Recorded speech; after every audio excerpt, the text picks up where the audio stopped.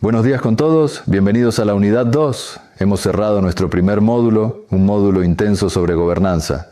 Dedicamos 5 contenidos completos a entender el qué y el por qué de la ciberseguridad. Hablamos de alinear la seguridad con el negocio, de GRC, de leyes como la LOPDP, de marcos como ISO 27001 y NIST, y cerramos con el pilar fundamental, la cultura humana. Hoy, amigos, cambiamos de tercio, nos arremangamos. Si la unidad 1 fue el cerebro y la estrategia, la unidad 2 es el escudo y la espada. Entramos de lleno a la ciberdefensa y la resiliencia. Y para arrancar este módulo, tenemos que hablar de la filosofía central que sustenta toda la arquitectura de defensa moderna. Es un concepto que deben dominar, la defensa en profundidad o Defense in Depth, DID. ¿Qué es esto? Es una filosofía muy simple pero increíblemente poderosa. Se basa en una sola verdad, una verdad que deben aceptar como profesionales. Ningún control de seguridad es infalible. No existe la bala de plata, no existe el firewall perfecto, no existe el antivirus 100% efectivo. Todo puede fallar y eventualmente todo va a fallar. Se los digo por experiencia. He visto empresas en Ecuador que gastaron $500,000 en el firewall más avanzado del mercado. Lo pusieron en el perímetro, brillante, con todas las luces, y se sintieron seguros. ¿Saben qué pasó? Un empleado, adentro, conectó un pendrive infectado que trajo de la casa, y el ransomware se comió la red desde adentro hacia afuera. El firewall de $500,000 ni se enteró. ¿Por qué? Porque dependían de una única barrera.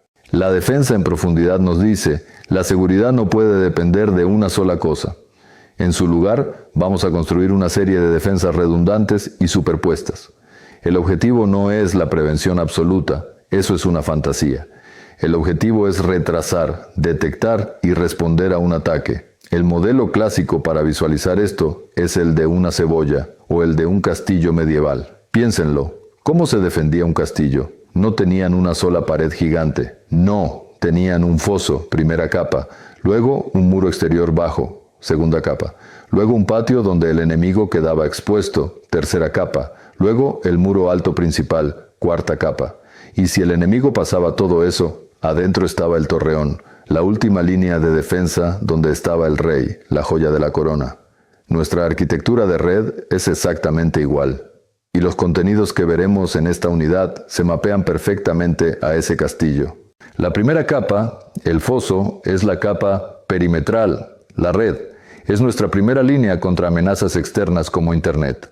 Aquí es donde filtramos el tráfico, y esto es exactamente lo que veremos en el contenido C1, el de hoy, seguridad de redes y perímetros. Aquí viven los firewalls, los sistemas de detección de intrusos y la segmentación. La segunda capa, el muro alto, es la capa de infraestructura, los sistemas. Esta capa opera bajo la suposición de que el atacante ya cruzó el foso. El hacker ya está en nuestra red.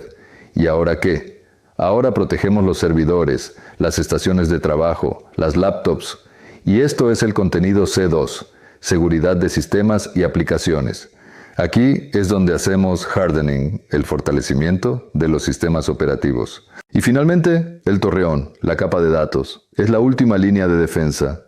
Es donde está el rey, la joya de la corona. Pensemos en un banco aquí en Quito. ¿Cuál es su joya? La base de datos de saldos de los clientes. Si un atacante logra pasar el firewall, foso, y logra meterse al servidor web, muro alto, ¿cómo protegemos el dato? Lo ciframos. Esta capa protege la información misma sin importar si el servidor está comprometido. Y ese es el contenido C3, criptografía aplicada. Pero, y esto es clave, no piensen en esto como una simple carrera de obstáculos. El poder de la defensa en profundidad no es solo retrasar al atacante, es contenerlo. Cada capa debe funcionar como un compartimento estanco, como en un submarino. Si se abre un hueco en un compartimento se sella y el resto del submarino sigue funcionando. Aquí es donde la segmentación se vuelve vital. Un atacante hackea el servidor web de la CNT, que está expuesto a Internet. Ok, pasó, cruzó el foso, pero ese servidor debe estar en una zona aislada, un compartimento estanco. El atacante, desde ese servidor, no debe poder ver la red interna donde está la base de datos de facturación. ¿Por qué? Porque hay otro muro, otro firewall interno, que fue diseñado asumiendo que el primero iba a fallar. La criptografía la aplicamos asumiendo que el servidor será comprometido. El hardening lo hacemos asumiendo que el atacante ya está en la red. El firewall lo ponemos asumiendo que Internet es un caos. Cada capa asume el fallo de la capa anterior. Eso es resiliencia. Muy bien. Con esa filosofía en mente, arranquemos con la primera capa, el foso contenido C1, seguridad de redes y perímetros. El objetivo aquí es controlar el flujo de tráfico entre redes que no confían la una en la otra. La red más desconfiable de todas es Internet. La red que queremos proteger es nuestra red interna, la LAN. ¿Cómo controlamos ese tráfico? La primera práctica de diseño, y la más importante, es la segmentación de red. Es dividir nuestra red grandota en pedacitos más pequeños, en subredes, donde cada una funciona como una isla. ¿Por qué? Para limitar el movimiento lateral. Piénsenlo, si un ransomware infecta la laptop de la recepcionista en una red plana sin segmentar, ese malware puede escanear y saltar a la laptop del gerente general y de ahí al servidor de contabilidad en segundos. Pero si la red está segmentada, la laptop de recepción está en su propia isla, VLAN. El malware infecta esa laptop y ¿qué ve? Nada. Solo ve otras impresoras o laptops de su mismo segmento. No puede saltar a la isla de gerencia o a la isla de servidores porque hay un control, un firewall, en medio que se lo impide. Contuvimos la amenaza. Ahora, el concepto central para proteger el perímetro, esa frontera entre el mundo exterior, Internet, y nuestro mundo interior, la LAN, es la zona desmilitarizada, la famosa desmilitarizada. Una DMZ es exactamente lo que su nombre militar sugiere. Es una zona de amortiguamiento, una tierra de nadie. Es una subred pequeña y aislada donde ponemos todos los servicios que tenemos que exponer a Internet. Pensemos en el servidor web del SRI. Millones de ecuatorianos tienen que entrar a esa página. No podemos esconderla en la red interna. Tenemos que exponerla. ¿Dónde la ponemos? En la DMZ. La DMZ permite que el público entre a esa sala de visitas, el servidor web, sin jamás pisar el resto de la casa, la red interna, donde están las bases de datos de impuestos. ¿Y cómo construimos esta DMZ? Hay dos arquitecturas clásicas. La primera es el modelo de firewall único, también llamado de 3 patas.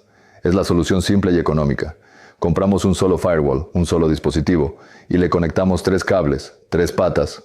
Una pata a Internet, la zona sucia, una pata a nuestra LAN interna, la zona limpia, y una pata a la DMZ, la zona gris. El firewall se encarga de escribir las reglas. La gente de Internet solo puede hablar con la DMZ. La gente de la LAN puede salir a Internet. Pero nadie de Internet ni de la DMZ puede jamás iniciar una conexión hacia la LAN interna. Es simple, funciona. El problema es un punto único de fallo. Si un hacker logra reventar ese firewall, tiene acceso a las 3 redes. Se acabó el juego. Por eso, para cualquier organización seria, un banco, un ministerio, usamos el modelo back-to-back o de firewall doble. Esto es defensa en profundidad pura. Aquí usamos 2 firewalls. El primer firewall, el perimetral, se sienta entre Internet y la DMZ. Su trabajo es proteger los servidores públicos, el servidor web. Luego, la desmilitarizada. Y detrás de la desmilitarizada ponemos el segundo firewall, el interno. Este se sienta entre la DMZ y nuestra red interna, la LAN. ¿Por qué es tan seguro? Porque ahora el atacante tiene que hacer el doble de trabajo. Primero, tendría que hackear el servidor web en la DMZ. Y luego, desde esa DMZ, tendría que lanzar un segundo ataque y hackear el segundo firewall para poder recién ahí ver la red interna. Está emparedado. Un atacante puede reventar un firewall, sí. Reventar 2 es mucho más difícil.